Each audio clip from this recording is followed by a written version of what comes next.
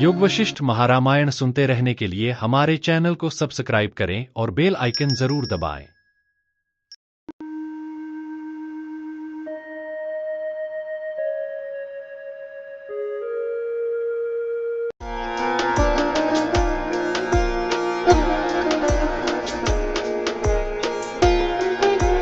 योग वासिष्ठ महारामायण उपशम प्रकरण सर्ग 64। उपायों का परिज्ञान रखने वाला पुरुष जिन उपायों द्वारा मानस दोषों से विचलित नहीं होता और अपनी आत्मा का संसार दुख से उद्धार करता है, उन उपायों का कथन। श्री वशिष्ठ महाराज ने कहा, भद्र श्री रामचंद्र जी, तत्वज्ञ सुरघु और राजा परिघ दोनों पूर्व वर्णित प्रकार से जगत विभ्रम का विचार कर अत्यंत प्रसन्न हुए। उन्होंने परस्पर एक दूसरे का विशिष्ट पूजन किया और अपने अपने कार्यों में तत्पर हो यथास्थान प्रस्थान किया। हे राघव, उस वर्णन किए गए संवाद रूपी उत्तम बोध हेतु का श्रवण कर किया गया निश्चय ही बोध के लिए पर्याप्त है। अतः इसी सुरघु और परिघ के संवाद के श्रवण से जनित निश्चयात्मक ज्ञान से आप प्रत्यक्ष रीति से प्राप्त पद हो जाइए, क्योंकि परम पद की प्राप्ति के लिए उतना सुप्रतिष्ठित बोध ही पर्याप्त है। पंडितों के साथ विचार करने के कारण या अपने निश्चल विचार के कारण अत्यंत तीव्र हुई उत्तम प्रज्ञा से हृदयाकाश में अहंकार रूपी काले मेघ के निशेष गल जाने पर समस्त लोगों से अनुमोदित फलात्मक बोध से युक्त, अतएव प्रसन्नता बढ़ाने वाले राग आदि मलों से रहित विस्तृत चित्त रूपी शरत काल के उपस्थित होने पर जो ध्यान करने योग्य समग्र अनर्थों के नाशक आत्मरूपता के कारण सुगम संपूर्ण आनंदों की निधि अत्यंत प्रसन्न परमात्मा रूपी चिदाकाश में अवस्थित रहता है और जो सदा केवल आत्मा के विचार में निरत सदा बाह्य आसक्ति से शून्य सुखी तथा पुनः पुनः आदर से केवल चिन्मात्र वस्तु में आस्वाद लेने वाला है, वह मानसिक शोकों से कभी विचलित नहीं होता। राम जी, जैसे जल में रहने वाला कमल कीचड़ आदि कलंकों से कलंकित नहीं होता, वैसे ही तत्वज्ञ व्यवहार में निरत अतएव अज्ञानी जनों द्वारा यह राग और द्वेष से भरा है, यों कल्पित हो रहे भी राग द्वेष आदि भीतरी कलंकों से कलंकित नहीं होता। जैसे हाथियों से सिंह पराभव को प्राप्त नहीं होता, वैसे ही जो सम्यक ज्ञान से युक्त निर्मल भीतर से प्रसन्न मन मुनि है, वह कभी भी मन से पराभव को प्राप्त नहीं होता। जैसे नंदन वन में विषैले कांटों से युक्त वृक्ष नहीं होते, वैसे ही ज्ञानी पुरुष का केवल विषयोपभोगों में शरण लेने वाला अतएव अत्यंत दीनता से युक्त मन नहीं होता, क्योंकि उसका चित्त बड़ा है, यानी क्षुद्र विषय सुखों की अभिलाषा से वर्जित है। जैसे विरक्त पुरुष कामुक पुरुष के समान पत्नी आदि का मरण होने पर दुखी नहीं होता, वैसे ही जिसने चारों ओर से विचार कर विषय इंद्रिय शरीर आदि समस्त दृश्य रूप मिथ्या भ्रांति का परिज्ञान कर लिया है, ऐसा तत्वज्ञ पुरुष का अंतःकरण दुखी नहीं होता। विज्ञाता पुरुष को भावी दुखों के हेतु पापों का भी संबंध नहीं होता। हे साधो, जैसे धूलि आकाश तल को स्पर्श नहीं करती, वैसे ही विचार पूर्वक मनोमोह का स्वरूप भली भांति जान लेने वाले पुरुष को पाप, जिनका स्वरूप जगत में मिथ्याभूत कर्तृत्वाभिमान से उत्पन्न हुआ है, वे पाप स्पर्श नहीं कर सकते। हे श्री रामचंद्र जी, जैसे अंधकार रूपी रोग का महान औषध दीपक है, वैसे ही जगदाकार में फैले हुए इस अज्ञान रूपी रोग का सबसे बड़ा औषध यह जगत अविद्या मात्र है। इस प्रकार का विचार जनित ज्ञान ही है। जैसे यह स्वप्न है, इस प्रकार जाने गए स्वप्न से स्वाप्निक भोग भूमि का सदा सर्वदा के लिए विनाश हो जाता है, वैसे ही ज्यों ही यह अविद्या है, इस प्रकार अविद्या का स्वरूप ज्ञान हो गया, त्यों ही उसका सदा सर्वदा के लिए विनाश हो जाता है। जैसे जल मछलियों के नेत्रों को स्पर्श नहीं करता, यदि जल मछलियों के नेत्रों को स्पर्श करेगा तो नेत्रों के बंद हो जाने के कारण जल में उनके देखना आदि व्यवहार ही लुप्त हो जाएंगे। वैसे ही व्यवहार में निरत हुए भी साधु पुरुष को, जो कि अद्वितीय परब्रह्म में बुद्धि रखता है और भीतर से आसक्ति वर्जित है, अविद्या रूपी पाप स्पर्श नहीं करता। हे श्री रामचंद्र जी, दैदीप्यमान चिद रूपी प्रकाश का उदय हो जाने पर अज्ञान रूपी रात्रि सदा के लिए विलीन हो जाती है और परमानंद को प्राप्त हुई ज्ञानी की प्रज्ञा प्रकाशित रहती है। शास्त्र रूपी सूर्य से बोधित हुआ पुरुष अज्ञान रूपी निद्रा का विनाश होने के बाद उस विज्ञान को प्राप्त करता है, जिसकी प्राप्ति से मनुष्य को फिर कभी मोह नहीं होता। अब विद्या की स्तुति करते हैं।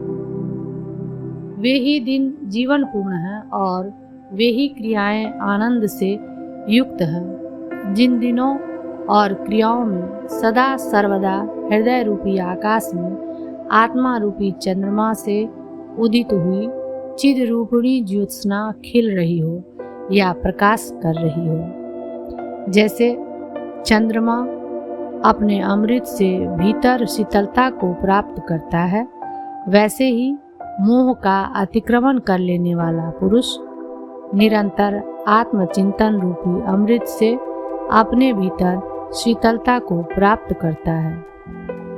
वे ही मित्र मित्र हैं, वे ही शास्त्र शास्त्र हैं और वे ही दिन दिन हैं, जिनके कारण वैराग्य रूपी उल्लास से युक्त आत्माकार वृत्ति रूपी चित्त का अभ्युदय विस्पष्ट रीति से सिद्ध होता है।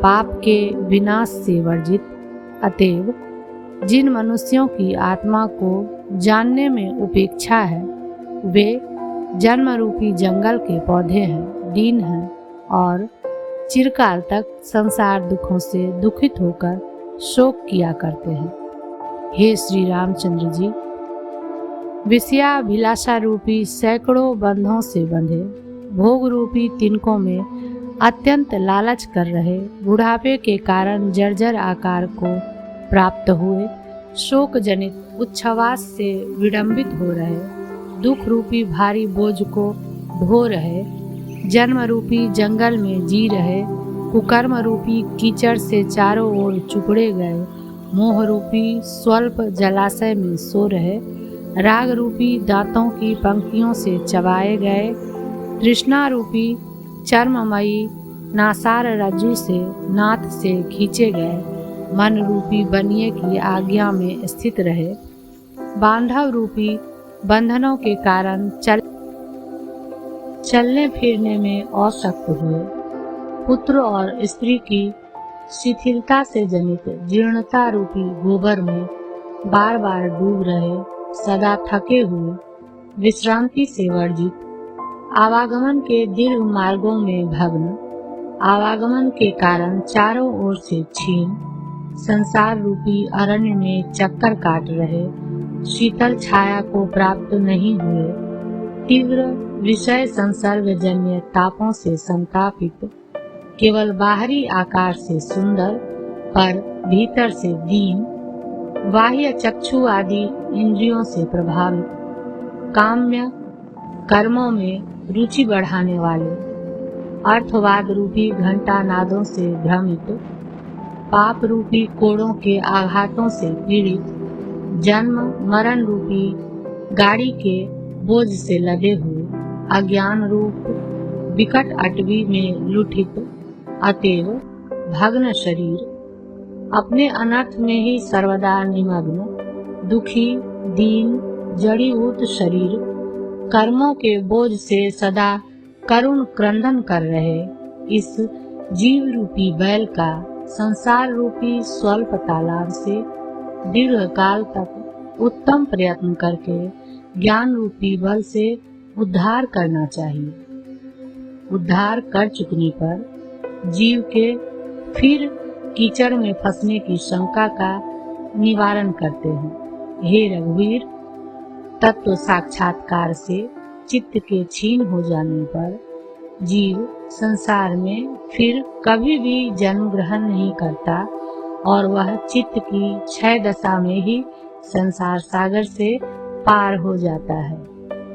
उद्धार के उपायों का ज्ञान तो सद्गुरुओं के समीप जाने से मिलता है। इस आशय से कहते हैं, हे श्री रामचंद्र जी, बड़े बड़े सत्पुरुषों के समागम से संसार रूपी समुद्र का उल्लंघन करने की युक्ति उस प्रकार प्राप्त होती है जिस प्रकार समुद्र का उल्लंघन करने के लिए नाविक से नौका प्राप्त होती है। हे श्री राम जी, मरुभूमि की नाई, जिस भूमि में मोक्ष रूपी फल को देने वाला और मानसिक शांति रूपी शीतल छाया को करने वाला तत्वज्ञ सत्पुरुष रूपी वृक्ष विद्यमान न हो, वहाँ विद्वानों को नहीं रहना चाहिए।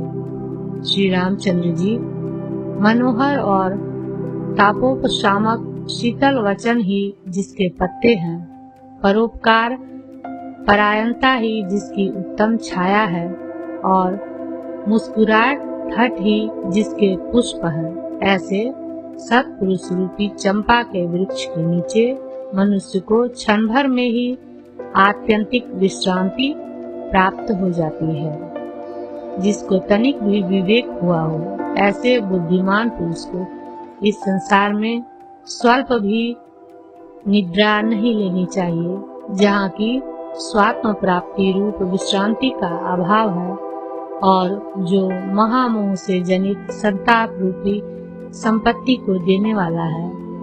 आत्मा ही आत्मा का मित्र है।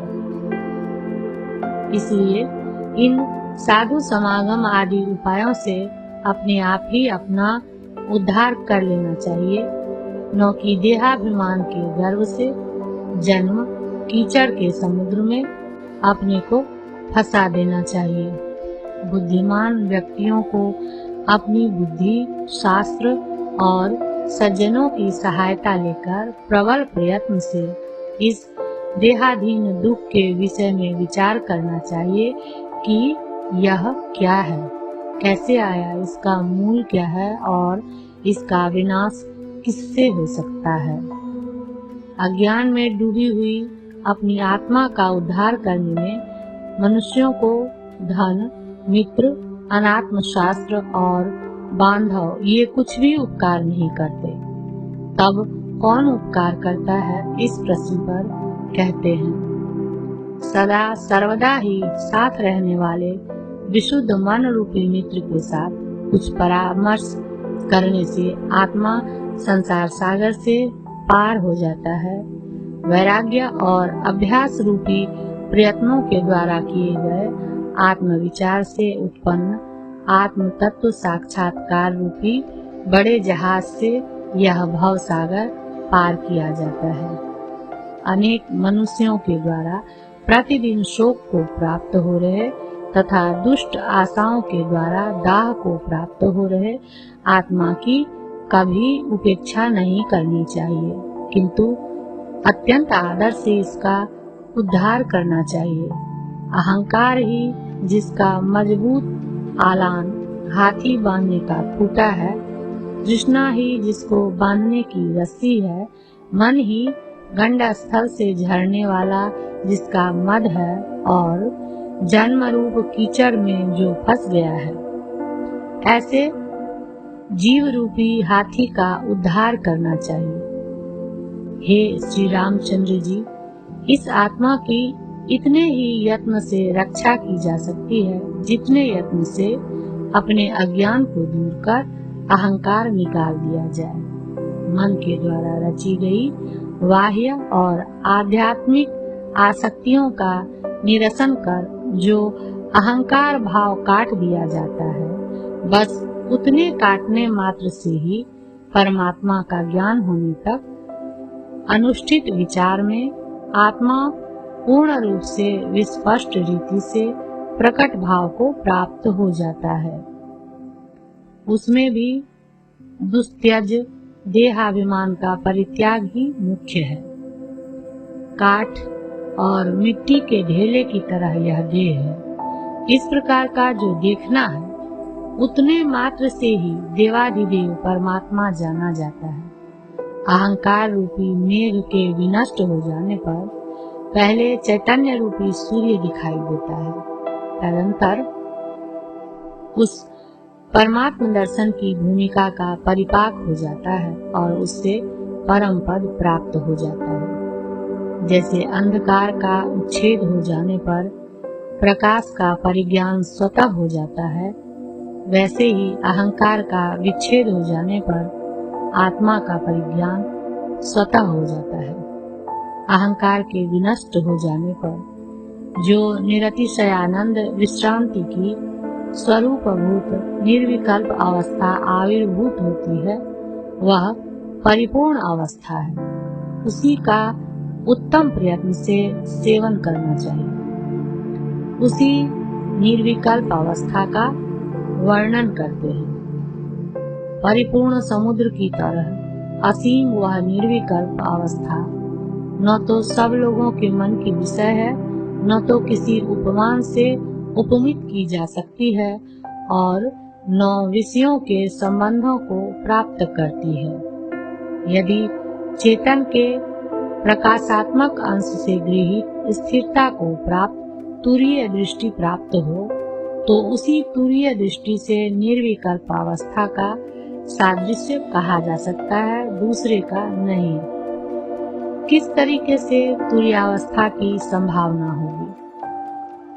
तुरीयावस्था में स्थित निर्विक्षेपत्व अंश को लेकर सुसुप्ति के पास पहुंचा हुआ जो सादृश्य है, उस सादृश्य से सुसुप्ति अवस्था के समीप तुरीयावस्था संभावित होती है। यानी यदि सुसुप्ति अवस्था में अज्ञान रूपी आवरण न होता तो वह तुरीयावस्था ही होती। इस रीति से सुसुप्त अवस्था से उसकी संभावना की जा सकती है। वह निर्विकल्प परमात्मा भावावस्था संपूर्ण आकारों से परिपूर्ण तथा आकाश कोश की नाई सर्वत्र व्याप्त है। घट का विनाश होने पर जैसे घटाकाश महाकाश स्वरूप हो जाता है, वैसे ही मन अहंकार आदि उपाधियों का विनाश होने से त्वंग पद से लक्षित होने वाले आत्मा के स्वरूपभूत हो जाता है। मन और अहंकार का विलय होने पर समस्त पदार्थों के भीतर रहने वाली जिस निरतिशयानंदात्मक परमात्मा स्वरूपावस्था का आविर्भाव होता है, उस अवस्था का जो स्वयं समाधि से सिद्ध तथा सुसुप्त अवस्था के साथ पूर्वोत्तर रूप से किसी अंश में मिलती जुलती है, वाणी से परिज्ञान नहीं होता, केवल अपने इस हृदय में ही उसका अनुभव होता है। अपने अनुभव के सिवा उसका दूसरा परिचायक नहीं है। यह भाव है जैसे साधारण खंड आदि के स्वरूप का अपने अनुभव के सिवा और किसी दूसरे प्रमाण से परिज्ञान नहीं होता, वैसे ही आत्मा के स्वरूप का भी अपने अनुभव के सिवा और किसी दूसरे प्रमाण से परिज्ञान नहीं होता। यह सब सर्वव्यापक आत्म स्वरूप ही है। यदि यह सब आत्मा का ही स्वरूप है तो उसका किस तरह अनुभव होता है, इस प्रश्न पर कहते हैं। जब चित्त बाह्य विषयों से उपरत हो जाता है और प्रत्येक आत्मा में क्षीरोदक के समान एक रस रूप से उसका निश्चल परिणाम हो जाता है, तब चर और आचरों के स्वरूप भूत तथा चक्षु आदि इंद्रियों का साक्षी रूप से प्रकाश करने वाला आत्मा स्वयं ही अनुभूत हो जाता है। इस विषय में तनिक भी संशय नहीं करना चाहिए। उस प्रकार चतुर्थ भूमिका में आत्मा का अनुभव होने के अनंतर पांचवी भूमिका में विषय वासनाओं का आत्यंतिक विनाश हो जाता है। उसके बाद छठी भूमिका में किसी तरह के प्रयत्न के बिना ही शुभ परम पुरुषार्थ रूप अपने आत्मा का स्फुट प्रकाश यानी सदा ही पूर्णता का अनुभव सिद्ध होता है। उसके बाद सातवीं भूमिका में समाधि और असमाधि की समता के कारण विषमता का अत्यंत निराश हो जाने से समुद्र के भीतर विलीन नमक के समान स्वस्वरूप में सुखद रसता स्वरूप से परिणमन होता है, अर्थात अपने में ही परमात्म भाव हो जाने से स्वरूप निष्ठ सिद्ध हो जाती है। इस परिणमन के तत्व का ब्रह्मा आदि बड़े बड़े देवता भी यथा रूप से परिज्ञान नहीं कर सकते, क्योंकि यह तो वाचो निवर्तन्ते अप्राप्य मनसा सह इत्यादि श्रुतियां हैं। यह भाव है। 64वां सर्ग समाप्त।